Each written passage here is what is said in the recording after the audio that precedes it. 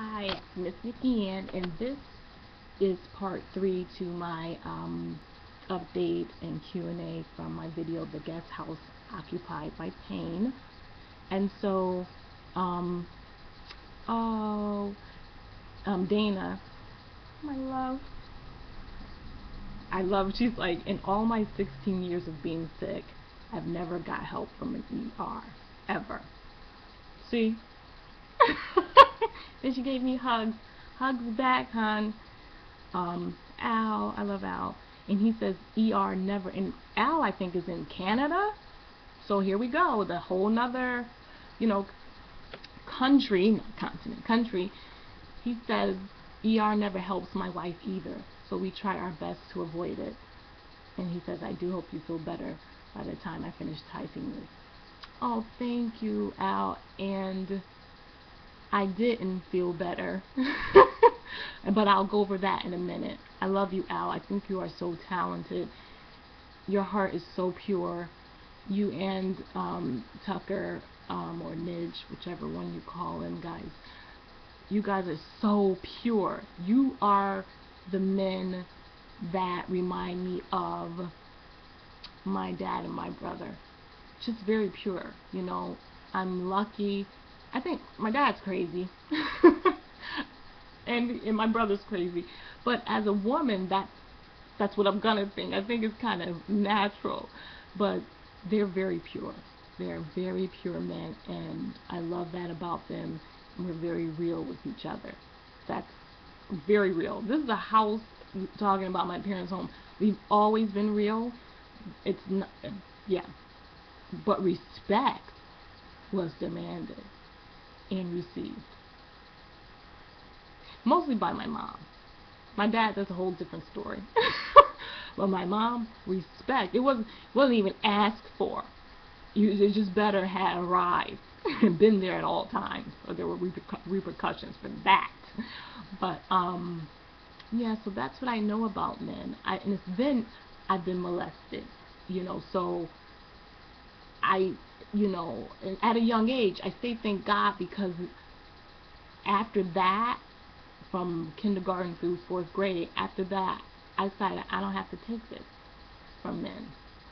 And so, even as a single mom, I'm a single mom because I realized, and my heart was pure. I've only had one boyfriend, and I still have him.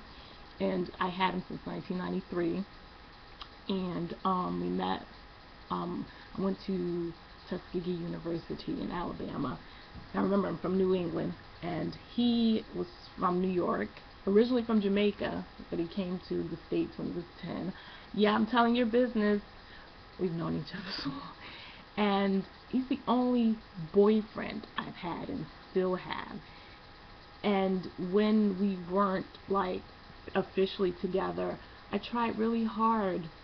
It was pure. I tried hard to, like, let go. It's not going to work out for you guys. And this was 2004. I said, let go, Nikki. Okay? And we had kind of been having difficulties since 1999, 2000. So by 2004, it took a long time. I let go, and I was sick. Remember, all of this happened, and I was sick. And I went to Atlanta, and I met a guy who I thought was so amazing, my son's dad. And I still think he is. I just think that he was very preacher's kid, had two parents, didn't come from poverty, or I don't know what happened, but and my friends recommended him. They knew him. It wasn't and I'm not a dater. All I've had was my one boyfriend, and I had one boyfriend in high school throughout my whole entire high school years, and he was amazing to me, loved his family, so all I knew was, aside from being molested, all I knew was amazing men. My dad, my brother, and my boyfriend from 1993 who's still my boyfriend today. And I thought I had good judgment because of that. But then when someone presents something to you in a package consistently, he consistently presented it to where my friends who had known him knew him to be this thing, and even his own friends, vouched for him, who were friends of my friends. And I think he can still be vouched for. You know, I forgive. And I told him, you know, I actually feel sorry for you that you're about to miss out on your son's life. Because I was like, listen, either you're in or you're out. We both grew up with two parents. We both grew up with stability in that manner. Not, listen, every household is dysfunctional in some way. Let's just be honest. I've never been in one that wasn't. Normal dysfunction, that's the way I'm going to put it. I'm being very loose with my words and eloquent and creative about it, but dysfunction in some way. So, you know, we both had parents. You're not gonna, and this was, yeah, I gave that speech when I was pregnant, and then when I had the baby. I was back in New England. I left Atlanta because I was so sick. My brother, this is the type of family I have. My brother flew down. I heard the doorbell ring. I opened the door, and I'm like, oh, I can barely stand up. I'm like, hey, what are you doing here? We're going home. And so that's respect is demanded. If you're told you're going home, these people, my family always makes good decisions because they know me in my right mind, and I wasn't because I was so sick. So that's why I'm back here, and I love it with my parents. My son has a great life, and I said that to him. I said, you're missing out. It was one conversation. I said, you're missing out. He has an amazing life. And I was allowed, my dad thought it was good that I be home with my son until he was 2, because my mom was home with us. A lot of times she ended up starting her own business so that she can make her own schedule. I had one nanny. I didn't even go to and we're not rich. Look at it, it's a regular house. We got a basement, an attic, 3 bedrooms, 1.5 bathrooms, and that other bathroom is downstairs in the basement. We added that. But things like that were cheaper then, you know. So the nanny was someone we knew, and you know, I don't know. So I gave my son that same thing. I think it's made all the difference.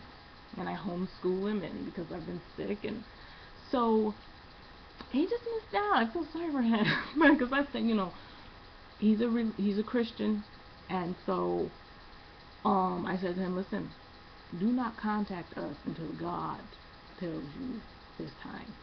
Go live your life. I said, no one's perfect, so I forgive you. I would never have a bad word. This guy's amazing. He's a musician. He can sing. He can play instruments. He can when I say amazing, his stage presence, his art, his passion, amazing. But immature. I didn't know. It didn't present itself as immature. But you can, your ways cannot look immature. But if someone gets to know you well enough and sees your way of thinking and your way of, so anyway, talking about Al and Midge and how amazing they are. And I did find out I do have great, you know, I'm good at I'm good at knowing a good man. That one everyone thought was, so it wasn't like I was just disillusioned. And I still think he's amazing. He just has to grow up. And you know, and so anyway, Midge and Al, love you guys. Let me see if it's 8 minutes in. What else? Okay.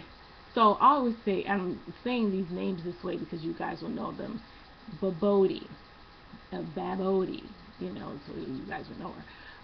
I wanted to laugh and cry with you. What you read registered profoundly to me. She's talking about the I guess it was a poem, the Rumi piece. Damn guests and spare keys. That's a huge problem with gastroparesis, that by the time the meds digest is 3 days later. I know you're having a rough go right now, but for a couple of minutes, I no longer wanted to cut my legs off. So thank you. I love that. I love comments like that are so raw and real about what we go through. And she made me laugh about it.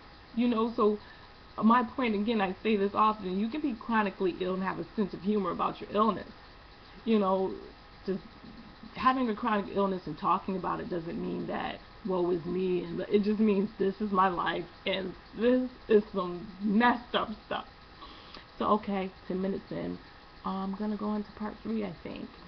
to, because, you know, you guys can watch this in bits and pieces, and, you know, one piece this week, another piece next month, but it'll be here for you guys. So, let me go on. I'll be right back.